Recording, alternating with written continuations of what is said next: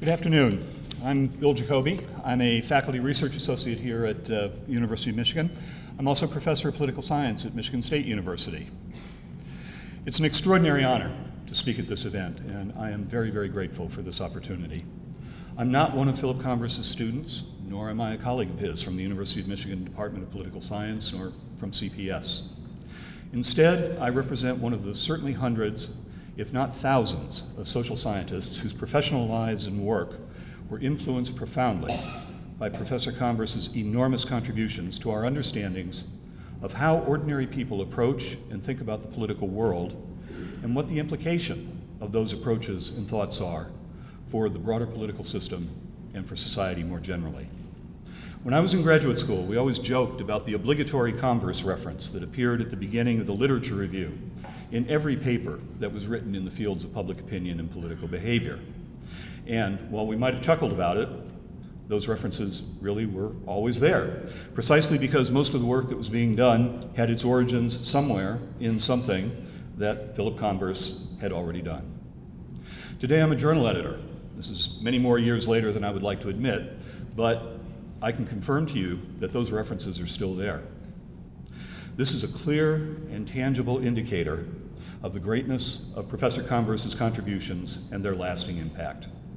Certainly those references appeared and continue to appear in my own work, so like the other social scientists of my generation, I owe Professor Converse a huge intellectual debt.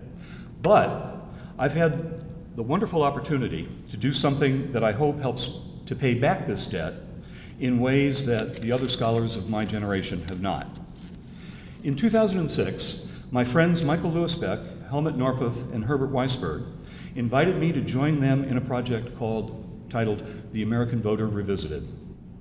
The objective was to replicate the original work, The American Voter, as closely as possible using data from the 21st century.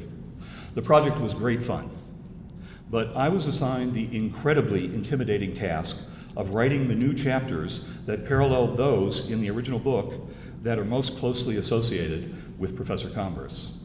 And furthermore, my co-authors selected me to take the manuscript to Professor Converse and get his reactions. They said this was because I lived in Michigan, and they didn't. But I suspect the real reason was because they had all had him in class and were still intimidated by him. In any case, we definitely wanted Professor Converse's blessing on our project. So this was initially a very scary task for me, but I'm happy to say that my fears were completely groundless and unfounded.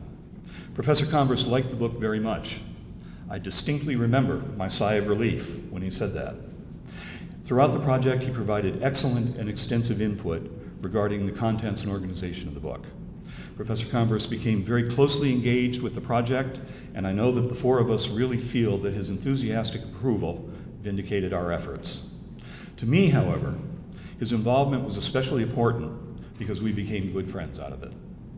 For several years, starting in 2007, I looked forward to our periodic lunches at the Cottage Inn and the ensuing lively discussions about politics, genealogy, sports, and folk music, among many other things. It's a very happy and fortuitous discovery when one of your biggest intellectual heroes is also someone with whom you enjoy interacting very much on a personal basis. And my apologies to folks of other persuasions, but I knew Phil and I would get along very well as soon as I saw the huge "Impeach Bush" sign in the window of his house when I drove up to it the first time. Back to professional aspects. The American Voter Revisited demonstrates very clearly that Philip Converse and his colleagues were right. Their findings and interpretations travel very well over time. So I hope that our book gives something back to Professor Converse and stands as a tangible expression of our gratitude for his work and its influence on all of our professional lives. I'll conclude by mentioning something that my own advisor, George Rabinowitz, once said. George was a Philip Converse student, so I suppose that makes me a Converse student once removed, or something like that. George said that the problem with studying mass political behavior is that it's almost impossible to come up with something new, because Philip Converse has almost certainly already done it. That remains as true today as it did when George said that several decades ago. So, those obligatory references to Converse are going to continue on well into the future.